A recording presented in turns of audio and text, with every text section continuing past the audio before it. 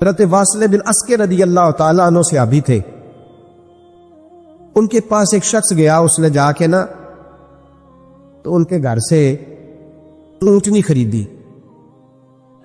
امام بہقی نے لکھا ہے جب خرید کے لائے تو رستے میں ان کے بیٹے نے بیچی یا گھر کے کسی اور فرد نے جب خرید کے لائے تو جناب واصلہ بن اسقر رضی اللہ تعالیٰ عنہ کی ملاقات ہوئی تو آپ پوچھنے لگے بھائی یہ تو اونٹنی میری ہے، میرے گھر سے خرید کے لائے ہو؟ کہا ہاں۔ فرمانے لگے تم نے کیا کرنا ہے اونٹنی کا؟ بک گئی، ٹھیک ہو گیا، ہوش میں عقل میں خرید کے لایا، بات ختم ہو گئی۔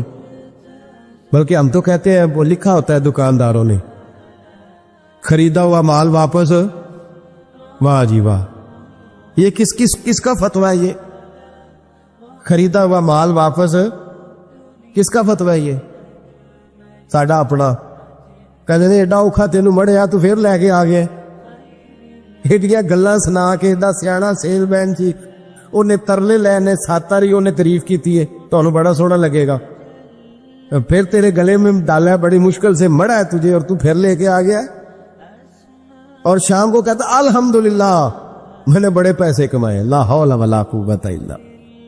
سارا دن جھوٹ بولا، فریم کیا، اس پہ اللہ کا شکر ادا کرنا۔ بندہ لے کے آ رہا ہے ان کے گھر سے، کہاں سے خریدی؟ تو صحابی کہنے لگے آپ کے گھر سے۔ فرمایا میری اونٹنی ہے لیکن تمہیں اس کے عیب کا پتہ ہے؟ او بھائی یہ دھرتی پہ بسنے والے لوگ تھے، یہ میرے نبی پاک کے تیار کیے ہوئے تھے، تمہیں پتہ ہے اس اونٹنی کے عیب کا؟ کہ یار تو عجیب آدمی ہے، کوئی عیب بھی بتاتا ہے اپنے جانور کے۔ فرمانے لگے چل تو یہ بتا گوشت کھانے کے لیے خریدی ہے یا سفر کرنے کے لیے؟ کہ میں نے تو اس پہ بیٹھ کے حج کرنے جانا ہے۔ فرمانے لگے چل بھی میرے ساتھ واپس آپ پیسے لے لے، گوشت کھانے کے لیے اچھی ہے، دودھ دینے کے لیے اچھی ہے، پر یہ سفر کے لیے اچھی نہیں، تیرے کام نہیں آئے گا۔ اب وہ صحابی ساتھ ساتھ چل رہے ہیں اور کہنے لگے یار میں نے خرید لی تھی، پیسے دے دیے تھے، مرضی سے سودا کیا تھا، میں نے پوچھا بھی نہیں تھا سفر کی کیسی ہے، تو نے یہ کیوں کیا؟ تو حضرت واصلہ رونے لگے، فرمانے لگے کیا کروں، میں رسول اللہ کا غلام ہوں، کیا کروں، نبی پاک کا غلام۔ رونے لگے، فرمانے لگے میرے مصطفیٰ کریم علیہ السلام نے فرمایا فرشتے لعنت کریں گے اگر تو ایسی چیز بیچ ڈالے گا۔ کیا کروں، نوکر اس گھر کا ہوں، جس گھر کی نوکری مجھے دھوکے کی اجازت ہے، میں اس گھر کا نوکر ہوں، مجھے اجازت نہیں دیتی، مجھے اجازت۔ ہم کہتے ہیں جی میرا مالک کہتا ہے، تو اپنے مالک کی چھوڑ، تو کونین کے مالک کی مان، تو اپنے مالک کی چھوڑ، تو عرش کے مالک کی مان، تو چھوڑ دنیا دار مالک کی، اس مالک کی مان جس نے تجھے پیدا کیا ہے، تجھے رزق دیتا ہے۔ دنیا کے مالک کی بات کر رہا میرے نبی پاک صلی اللہ تعالی علیہ وسلم باہر نکلے، رات کو مدینے میں ٹھنڈی ہوائیں چلی ہے، رم جھم برکھا برسی ہے، مدینہ سارا ٹھنڈا کر گئی ہے، پہلے ہی بڑا ٹھنڈا ہے، پر خدا کے کرم سے مدینے میں اور ٹھنڈک ہوئی۔ حضور سویرے نکلے، بازار میں گئے، غلے کا ڈھیر پڑا ہے، نبی پاک کی نظر پڑی، حضور پہنچے تو غلے کا ڈھیر ہے، سارا خشک ہے۔ محبوب نے فرمایا رات کو بارش ہوئی ہے، تیرے غلے میں پڑی نہیں، تیری گندم خشک رہ گئی، رات اتنی بارش ہوئی، نبی پاک پردہ پوش ہے کہ نہیں؟ بولے سارے۔ میرے اعلیٰ حضرت فرماتے ہیں قیامت میں ہمارے عیب چھپیں گی تب جب مصطفیٰ اپنی چادر میں چھپائیں گے۔ وسعتیں دی ہے خدا نے دامن محبوب کو، عیب کھلتے جائیں گے اور وہ چھپاتے جائیں گے۔ حضور پردہ پوش ہے نا، لیکن دھوکے باز کی نبی پاک پردہ پوشی نہیں کرتے، جو دھوکہ دے۔ اگرچہ اس صحابی کے بارے میں محدثین نے یہ لکھا ہے کہ وہ دھوکہ نہیں دینا چاہ رہے تھے، ان کو بھی اس مسئلے کا پتہ ہی نہیں تھا، جب پتہ چلا تو پھر دوبارہ انہوں نے یہ کام نہ کیا۔ اللہ کے حبیب صلی اللہ علیہ وسلم پہنچے، فرمایا تیرے گلے پہ تیری گندم پہ بارش ہی نہیں ہوئی۔ حضور نے اپنی آستین کو چڑھایا، بازو اوپر کیا، اور حضور نے گلے کے اندر ہاتھ ڈالا، اندر سے جا کے حضور گیلی گندم اٹھا کے باہر لائے، اور نبی پاک صلی اللہ علیہ وسلم نے فرمایا یہ کیا ہے؟ جب ان کی گردن جھکی تو میرے مصطفیٰ نے فرمایا سنو، من غشا فلیس منا، جو دھوکہ دے میں اسے اپنی امت میں شامل نہیں کرتا۔ ہم میں سے نہیں ہے جو دھوکے دے، فریب کرے، مکر کرے، دجل کرے، فراڈ کرے، بے ایمانی کرے تھوڑے سے نفع کے لیے، تھوڑے سے۔ اب تو لوگ ہنستے ہیں، دھوکے پہ مسکرایا جاتا ہے۔ گوالے سے پوچھا، دودھ بیچنے والے سے، اور یہ صرف دودھ بیچنے والے کی بات نہیں، سب کا ہی رنگ نرالا ہے، سب کا ہی انداز نرالا، سب ہی تعریفیں کر رہے ہیں اپنے مال کی، سارے دو وہ گزر گئے لوگ۔ امام اعظم ابو حنیفہ رحمت اللہ علیہ، ذرا بادل ہوتے تھے تو کپڑے کی دکان تھی، بند کر دیتے تھے دکان، فرماتے تھے گاہک کو صحیح نظر نہیں آئے گا تو کوئی ایسی چیز نہ خرید کے لے جائے جس کی اسے پوری خبر نہ ہو۔ وہ گزر گیا زمانہ، اب تو اللہ معاف کرے، حالات اس قدر بگڑ گئے۔ دودھ بیچنے والے سے کہا جاتا ہے صاحب پانی بڑا ہے دودھ میں، کہتا ہے آج کل بھینسیں پانی زیادہ پیتی ہیں، گرمی بڑی سخت ہے، مذاق اڑاتا ہے۔ ایک چوری، اوپر سے اس کا اظہار اعلانیہ۔ میں نے ایسے لوگ بھی اپنے کانوں سے سنے ہیں جو گوالے سے کہہ رہے ہیں، دودھ بیچنے والے سے، صاحب اور یار پانی ڈالنا ہوتا ہے تو صاف تو ڈال لیا کر، تو گندی ندی کا پانی ڈال کے لے آتا ہے۔ کہتا ٹھیک ہے جناب، آج کے بعد شرم نہیں آتی یہ باتیں کرتے؟ خدا کی دھرتی پر کھڑے ہو کے اللہ کے قانون کو چیلنج کرتے ہیں لوگ، اعلانیہ گناہ کرتے، اعلانیہ سرعام، کوئی پوچھنے والا نہیں۔ حیا ختم ہو گئی، دل سے یہ سوچ ختم ہو گیا کہ ہم کیا گفتگو کر رہے۔ بڑے بڑے رنگ ہیں، بڑے بڑے انداز ہیں لوگوں کے۔ حضرت ابو ہریرہ رضی اللہ تعالیٰ عنہ کھڑے تھے تو ایک آدمی دودھ میں پانی ملا رہا تھا، حضرت ابو ہریرہ کی چیخیں نکل گئی، رو پڑے۔ لوگ کٹھے ہوئے کہنے لگے حضور آپ تو کیا ہوا؟ وہ پانی ملانے والا بھی آ گیا، حضور آپ کیوں رو رہے ہیں؟ فرمایا قیامت کے دن تجھے جو سزا ملے گی وہ سزا یاد کر کے میری آنکھوں میں آنسو آ گئے، تجھے جو سزا ملے گی میری آنکھوں میں آنسو آ گئے۔ حضور کیا سزا ملے گی؟ تو حضرت ابو ہریرہ رضی اللہ تعالیٰ عنہ فرماتے ہیں یہ دودھ رب تیرے سامنے رکھے گا اور تجھ سے اللہ فرمائے گا چل اس سے پانی علیحدہ کر، اللہ تجھے سزا دے گا۔ میں ایک شخص کی مثال دے رہا ہوں، لیکن اس سے مراد صرف گوالہ نہیں، یہ بات بڑی دور تک جاتی ہے، بڑی دور تک جاتی ہے، بڑی دور تک۔ یہاں جس کے ہاں سے دودھ خریدا جاتا ہے وہ تو جب بھینس کا دودھ دھونے لگتا ہے تو پہلے ہی پانی رکھ لیتا ہے، اللہ ماشاء اللہ۔ یہ کئی گھروں سے نقص واقعہ ہو کے آتا ہے، ایک جگہ پہ نہیں ہے، یہ بڑی دور تک حالات بگڑے ہوئے۔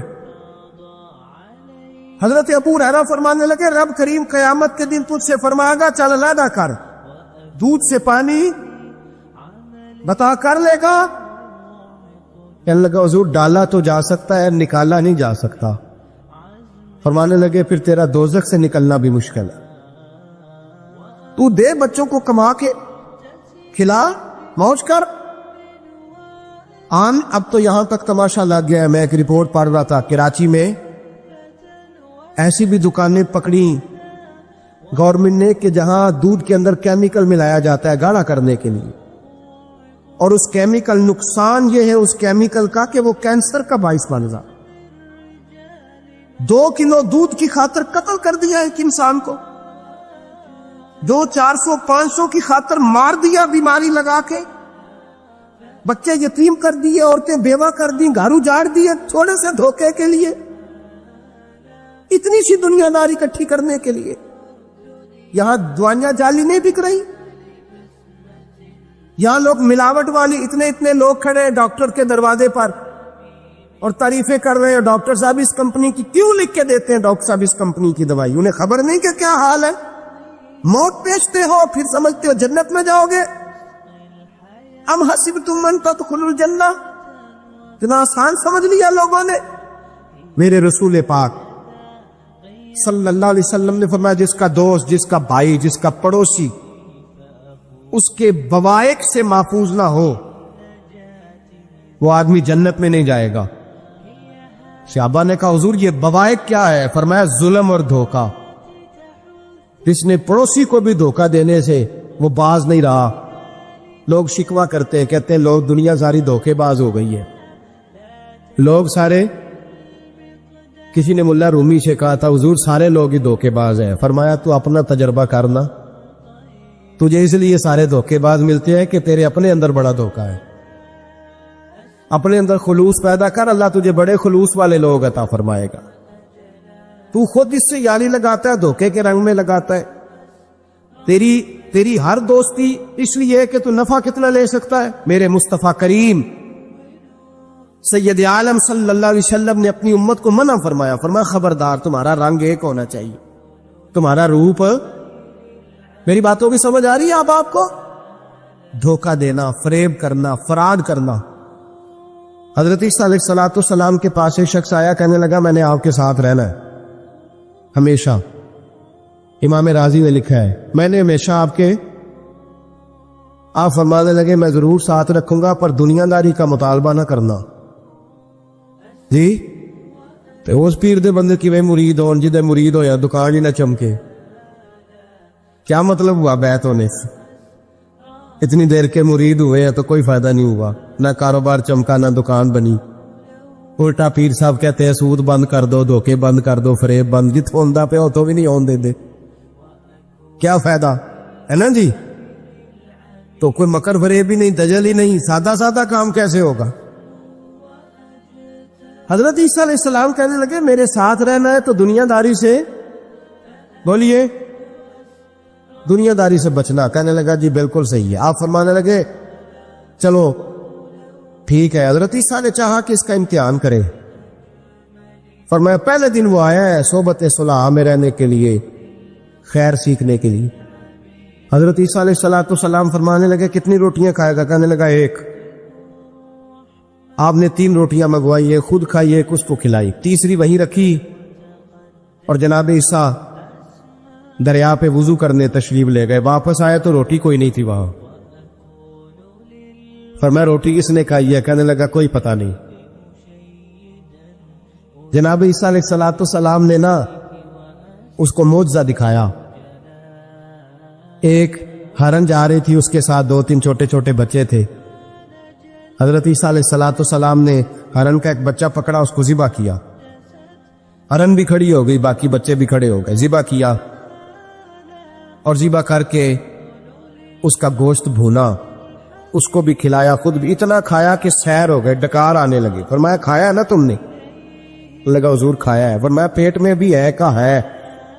ہرن کے ایک بچے کی ہڈیاں پڑی ہوئی تھی. جناب عیسیٰ نے ساری ہڈیاں اکٹھی کر کے فرمایا کم باذن اللہ, اللہ کے حکم سے کھڑا ہو جا. وہ ہرن کا بچہ پھر زندہ ہو گیا. آپ فرمانے لگے ہرن کے بچے کا گوشت تیرے پیٹ میں بھی ہے, میرے پیٹ میں بچہ وہ جا رہا ہے. اب تو بتا دے روٹی کس نے کھائی ہے, اب تو بتا دے. کہنا جی کوئی پتہ نہیں, مجھے پتا. حضرت عیسیٰ علیہ السلام اس کو ساتھ لے گئے, دریا کے اس پار جانا تھا. فرمایا ہاتھ پکڑا, چلو گزرو. دریا میں پیر رکھا, اس کا بھی اپنا بھی. کہنے لگا جی ڈوب جاؤں گا. فرمایا تو میرے ساتھ ہے, تجھے معجزہ دکھانا ہے, اللہ کی قدرت دکھانی ہے. پیر رکھا دریا میں, پیدل چلتے ہوئے دوسرے کنارے چلے گئے. کوئی ڈوبا نہیں, پیر بھیگا نہیں. فرمایا اتنی بڑی تو نے معجزہ دیکھا, اب تو بتا دے روٹی کس نے کھائی ہے. کہنے لگا جی پتا, مجھے خبر, حالانکہ سارا ہی پتا ہوتا ہے, پتا نہیں مجھے. بولے بن جاتے ہیں نا منٹ میں. حضرت عیسیٰ کہنے لگے میں اللہ کا پیغمبر ہوں, مجھے منوانا آتا ہے. دریا کے اس پار گئے تو ریت تھی, صحرا کا علاقہ تھا. جناب عیسیٰ نے ریت کٹھی کی, چھوٹی چھوٹی ڈھیریاں لگائیں. 3 ڈھیر ریت کے لگ گئے. 3 ڈھیر, جب 3 ڈھیر لگ گئے تو جناب عیسیٰ علیہ السلام نے پھونک ماری, وہ ساری کی ساری ریت سونا بن گئی. حضرت عیسیٰ علیہ السلام کہنے لگے یہ 3 حصے ہیں سونے کے, ایک حصہ میرا ہے, ایک تیرا ہے, اور تیسرا اس کا جس نے تیسری روٹی کھائی ہے. کہنے لگا جی میں نے کھائی ہے. تیسرا حصہ اس کا جس نے تیسری روٹی کھائی. کہنے لگا جی روٹی. فوراً مان گیا, بے قدرہ کچھ قدر نہ جاتی, کیتی خوب تسلی ہو. اے دنیا دار پجاری زردے کتیاں دے گل ٹلی میں نہیں کھائی ہے. وہ میاں صاحب کمال کر گئے. وہ ایک شخص لے گیا میاں محمد بخش علیہ رحمہ کو تانگے پہ بٹھا کے کہنے لگا یہ پہلی بھی میری، وہ بھی میری، وہ باغ بھی میرا، یہ میرے چاچے کی، وہ میرے تائے کی، یہ میرے دادے کی، بڑے مالدار ہیں. آپ فرمانے لگے چل چھوڑ کوئی اور بات بھی کر. نہیں جی نہیں، وہ فلانی شے بھی میری. آپ فرمانے لگے یہ بتا تجھ سے پہلے کس کی تھی؟ کہنے لگا فلانے سے خریدی ہے. فرمایا اس سے پہلے کس کی تھی؟ چپ کر گیا. آپ فرمانے لگے دانش مندہ نہ کم نہ ہی دل دنیا نہ لاڑا، اس ووٹی کئی خامد کیتے، جو کیتا سو کھانا. چھوڑ اس کی بات نہ سنا، اس کا تو کبھی کوئی مالک ہوتا ہے کبھی کوئی ہوتا ہے. کہنے لگا جی میں نے ہی کھائی ہے روٹی. تو حضرت عیسیٰ کہنے لگے تو نے ظلم کیا، نبی کی صحبت پر تو نے ایک روٹی کو فوقیت دی، ایک روٹی، اور مجھے دھوکہ دیا اللہ کے پیغمبر کو. فرمایا جا میں نے مال کا کیا کرنا ہے، سارا ہی سونا تیرا ہے، 3 ڈھیریاں تو ہی رکھ لے. حضرت عیسیٰ کہہ کے گزرے تو پیچھے سے ڈاکو آ گئے، تلواریں ہاتھ میں، 2 ڈاکو، سونا پڑا ہوا دیکھا. کہنے لگے تیرا ہے کہ میرا ہے؟ کہ اٹھ دوڑ جا تجھے قتل کر دیں گے. منت کرنے لگا. کہنے لگا یار اس طرح کرو نا، بانٹ کے کھاتے ہیں، بانٹ کے کھا لیتے. بات طے ہو گئی، ایک ایک ڈھیری کے مالک ہو گئے. اب وہ بات چیت ہونے لگی، نام پتہ واقفیت ہو گئی، تعارف ہو گیا. اب وہ جو 2 ڈاکو تھے ان کو وہ شخص کہنے لگا بھوک لگی ہے یار کو روٹی کھاؤ، کچھ پیسے دے کے ایک کو بھیجا.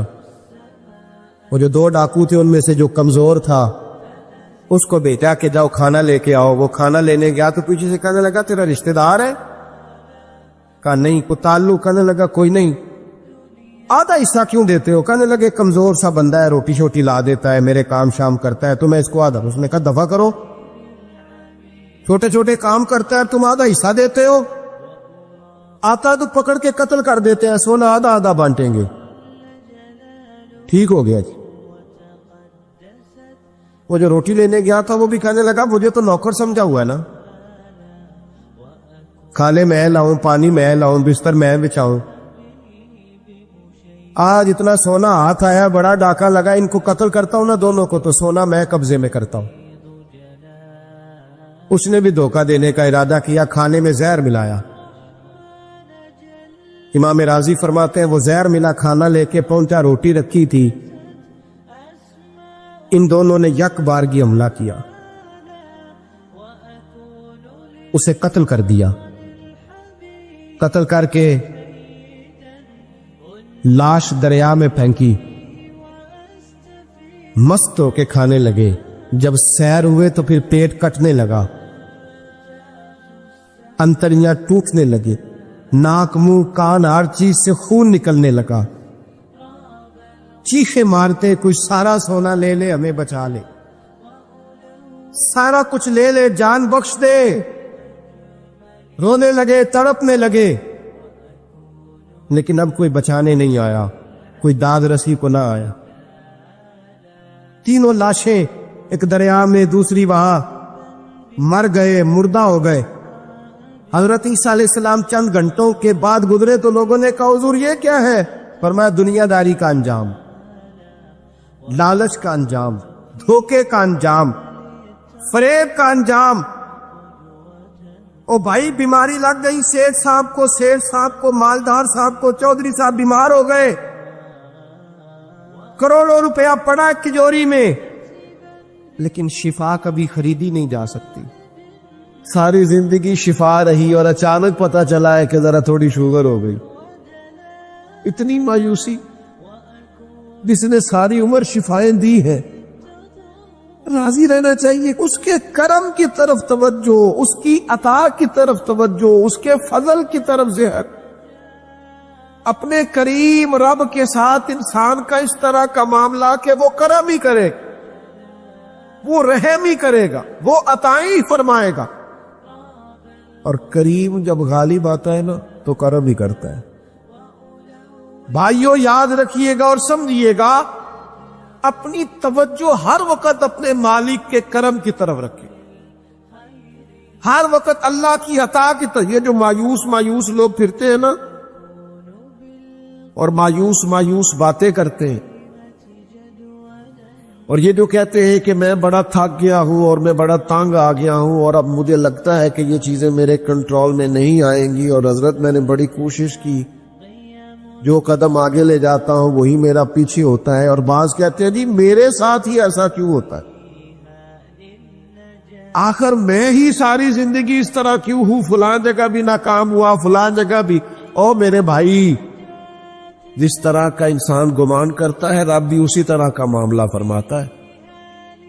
تیری طبیعت ہی نہیں بن پا رہی کہ تو رحمت کی طرف متوجہ ہو، تیرا خیال ہی نہیں بن پا رہا کہ اس کے کرم اور عطا کی طرف تیرا دھیان جائے، تو نے اپنے اوپر مایوسیاں پوری طرح طاری کر لی ہے۔ بندہ مومن کبھی اپنے رب سے مایوس ہو سکتا؟ اس کی توجہ ہر وقت اس کے کرم کی طرف رہتی، اس کی توجہ ہر وقت اس کی عطا کی طرف رہتی۔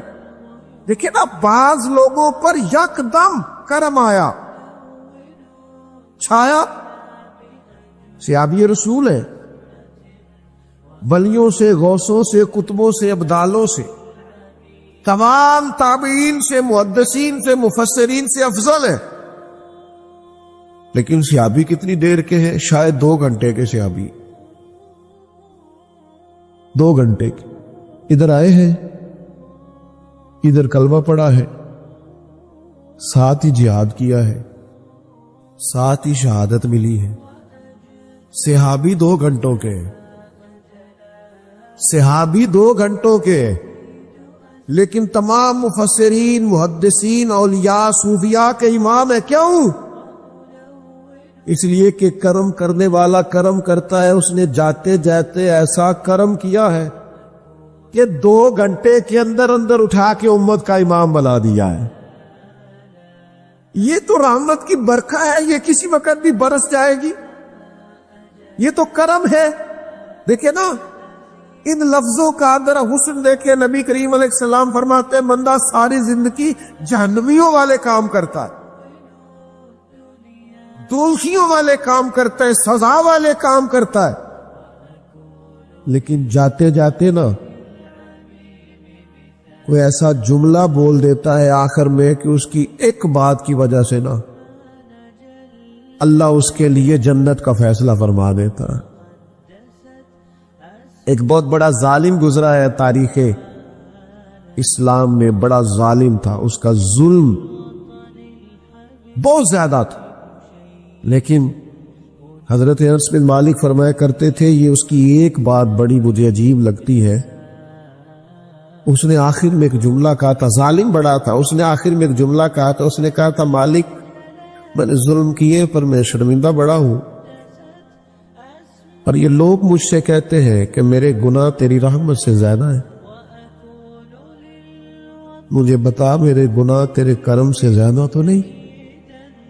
حضرت انس بن مالک فرماتے اس کی بات سن کر میرے دل کو چوٹ لگی، مجھے یوں لگا اس نے منا لینا ہے رب کے کرم کو۔ او میرے بھائی، اللہ کی عطا سے زیادہ تو نہیں، اس کے فضل سے زیادہ تو نہیں۔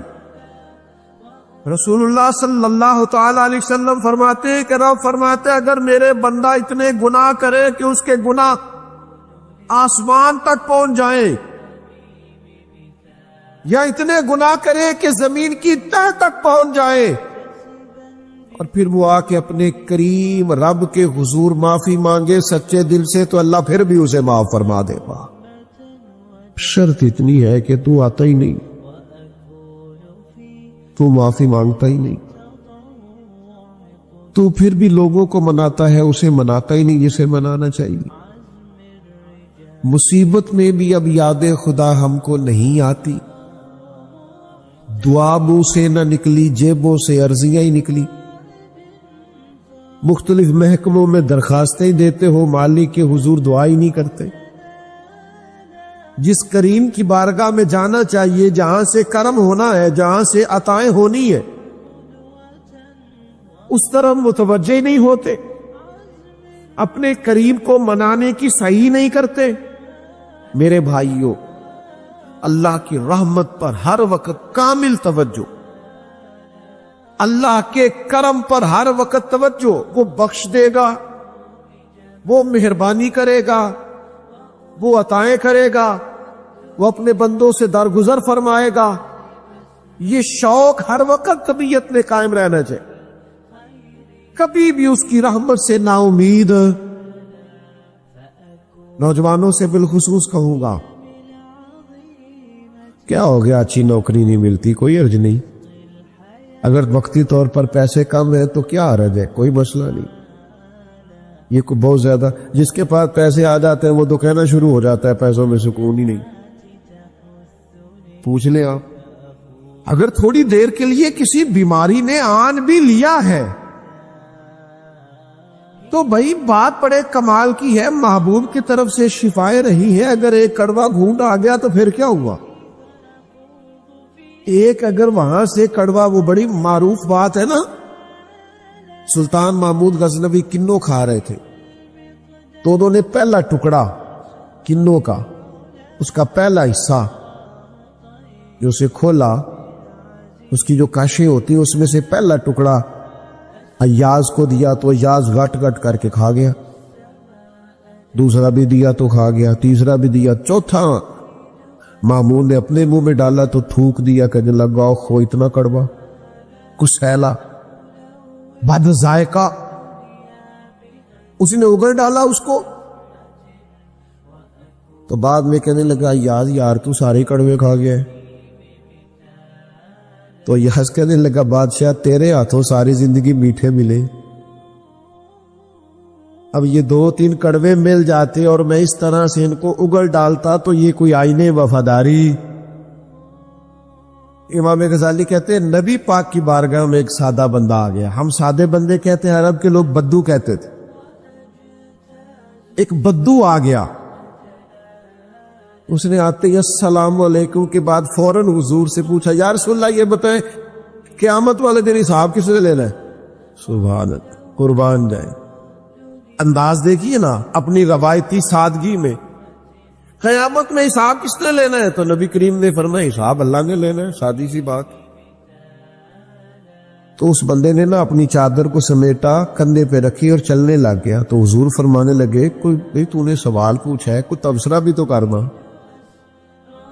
ایک بندہ سوال کا جواب لیتا ہے نکل جاتا ہے، کہنے لگا یا رسول اللہ آپ نے بتا تو دیا ہے کہ حساب اللہ نے لینا ہے۔ تو حضور فرمانے لگے پھر؟ تو کہنے لگا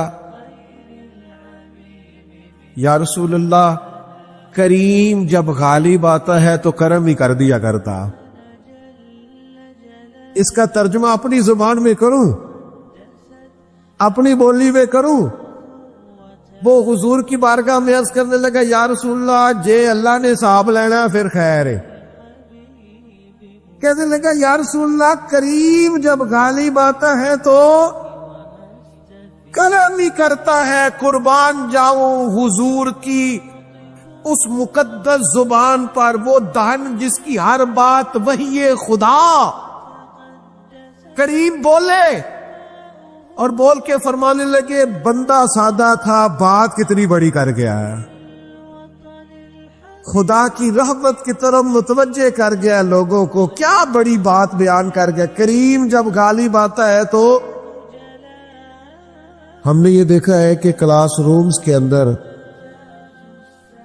جو اساتذہ کچھ مزاج کے سخت ہوتے تھے، ان کے طلباء سے اگر کوئی کوتاہی کسی وقت سرزد ہو جاتی تو ان بچوں کا وجود گرمیوں میں بھی اس طرح کانپتا جیسے سردیوں کے ٹھٹھرتے موسم میں کانپتا ہے کہ مجھے اب سزا ملے گی۔ ان کو تو پتہ چل گیا ہے میری غلطی نکل آئی ہے۔ یہ تصور انسان کے رونگٹے کھڑے کر دیتا، لیکن اگر وہی استاد یا وہی والد آتے ہی بچے کے سر پہ دست شفقت رکھے اور کہ بیٹا کوئی بات نہیں، چھوٹوں سے غلطیاں ہو ہی جاتی، آئندہ ایسا کام نہ کرنا، اور اگر اس سے بھی زیادہ وہ تھوڑا سا آگے بڑھے اور اپنی گردن کو جھکا کے اس بچے کے سر پر ایک بوسہ دے ڈالے تو اس بچے کو یوں سکون ہوتا ہے کہ جیسے وہ سمجھتا ہے میں ہر گرداب سے نکل کے ٹھنڈک کی طرف آ گیا ہوں، بلا مثال و بلا تشبیہ۔ میرا رب قرآن مجید میں فرماتا ہے قُلْ يَا عِبَادِيَ الَّذِينَ أَسْرَفُوا عَلَىٰ أَنفُسِهِمْ، اے محبوب فرما دو اے میرے بندو جنہوں نے اپنی جانوں پر ظلم کر لیے ہیں، انہوں نے گناہ کیے ہیں، رب کی نافرمانی کی ہے، اپنی جان کو دوزخ کا معاذ اللہ سزاوار کر لیا ہے، جنہوں نے اپنی جانوں پہ ظلم کیے ہیں، میرے ان بندوں سے فرما دے کیا؟ لا تقنطوا من رحمت اللہ، ان سے فرما دے کہ یہ اپنے اللہ کی رحمت سے نا امید نہ ہو۔ یہ تھی معافی، اور وہ جو میں نے کہا نا ذرا گردن جھکائے اور پھر پیشانی بھی چوم لے، بلا مثال و بلا تشبیہ آگے فرما ان اللہ یغفر الذنوب جمیعا، یہ اس ہونے والی اس موجودہ غلطی کی ہی بات نہیں، بے شک اللہ سب گناہوں کو معاف فرما دے گا۔ تو مالک یہ ایک دفعہ ہی ہوگا، یہ آج ہی رحمت آئی ہے، یہ کسی ایک مخصوص وقت، ایک مخصوص موقع یا کسی مخصوص تاریخ کے لیے ایسا ہے؟ فرمایا نہیں، انہو هو الغفور الرحیم، اللہ ہے ہی بڑا بخشنے والا، رحمت فرمانے والا۔ یہ اس کریم کا ہمیشہ کا طریقہ ہے کہ وہ غفور بھی ہے اور وہ رحیم بھی، معاف کر دیتا۔ اور ان اللہ یغفر الذنوب جمیعا، بے شک اللہ سب گناہوں کو معاف فرمائے گا۔ مجھے بتائیے، ہانپتے کانپتے لرزتے سہمے ڈرتے کب کپی وجود پہ طاری ہوئی بندے میدان محشر میں جمع ہو، انہوں نے خبر ہو کہ ڈائری تو کھل گئی، آڈیو ویڈیو تو چل گئی، پتہ تو سارا آ گیا، فرشتے دفتر اعمال لے کر پہنچ گئے، چھوٹی سی چھوٹی ذرے کے برابر بھی کوتاہی تو یہاں تک آ گئی، بندہ ڈرے کانپے اور اچانک آواز کرم آئے، ان اللہ یغفر الذنوب جمیعا، بے شک اللہ سارے گناہوں کو معاف فرمانے والا ہے۔ تو کیفیت کیا ہے، انداز کیا ہے؟ اس وقت انسان کے دل کو جو تسلی ہوتی ہے وہ تسلی کیا؟ ان اللہ یغفر الذنوب جمیعا، بے شک اللہ سب گناہوں کو بخش دیتا ہے۔ دوستو، شدید بے سکون، بے چین، مضطرب، الجھے خیالات، سخت بیمار، سخت کمزور، مالی مشکلات کا شکار لوگ، جسمانی بیماریوں سے لڑنے والے لوگ، اور رشتہ داروں اور احباب اور ان کی بے وفائیوں کا شکوہ کرنے والے لوگ، اگر ان ساری تکلیفوں سے نکلنا چاہیں تو حل ایک ہی ہے، ادھر ادھر نہ دیکھیں، اپنے رب کی رحمت کی طرف دیکھیں۔ اس لیے اللہ تعالیٰ سمجھ عطا کرے اور اللہ تعالیٰ اس حاضری کو قبول فرمائے۔ ایک صحابی تھے، حضرت فرقد ان کا نام تھا رضی اللہ تعالی، اور یہ وہ صحابی ہیں جنہوں نے حضرت عمر کے زمانے میں موصل کا علاقہ فتح کیا تھا، بڑے دلیر تھے، ان کی 4 بیویاں تھیں۔ وہ کہتے ہیں جب بھی یہ گھر میں آتے تو خوشبو اتنی اعلیٰ لگا کے آتے کہ ہم حیران ہو جاتی۔ نبی کریم علیہ الصلوۃ والسلام کے صحابی، ان کی ازواج کہتی ہیں کہ اب عورتیں زیادہ تیاری کیا کرتی تھیں، لیکن وہ جب گھر آتے نا تو اتنی خوشبو لگاتے، کہتی ہم چاروں مل کے کوشش کرنے لگی، ڈھونڈنے لگی کہ وہ خوشبو کا پتہ کریں جو یہ لگاتا ہے۔ ہم نے بازار سارے تلاش کر لی، عرب کے اندر آج بھی خوشبو کا بڑا شوق ہے اور بڑی مہنگی خوشبو ملتی ہے، کبھی آپ بازار جائے، کہتی ہیں ساری خوشبوئیں لگا لی، تھک گئی، ایک دن چاروں سوتنے مل کے بیٹھی، کہنے لگی ہم نہیں اس کا مقابلہ کر سکتے، آج پوچھ ہی لے کہاں سے خوشبو لگاتا ہے، پوچھ ہی لیتے ہیں، چلو بات ہی ختم ہو جائے، پوچھ لے۔ یہ ہم جتنی مرضی آلہ لگائیں، جب یہ آ جاتا ہے نا، کچھ لوگ میرے محفل ہوتے ہیں، جہاں آ جاتے ہیں وہاں چھا جاتے، تو یہ جب آتے ہیں تو چھا ہی جاتے ہیں۔ کیا کریں، اس طرح کا میرے محفل ہے، کیا کریں اس کا؟ فرمانے لگی ایک دن چاروں سوتنوں نے مل کے ان کو بٹھا لیا، کہنے لگی بتاؤ تو صحیح خوشبو کون سی لگاتے ہو؟ کہنے لگے کوئی بھی نہیں،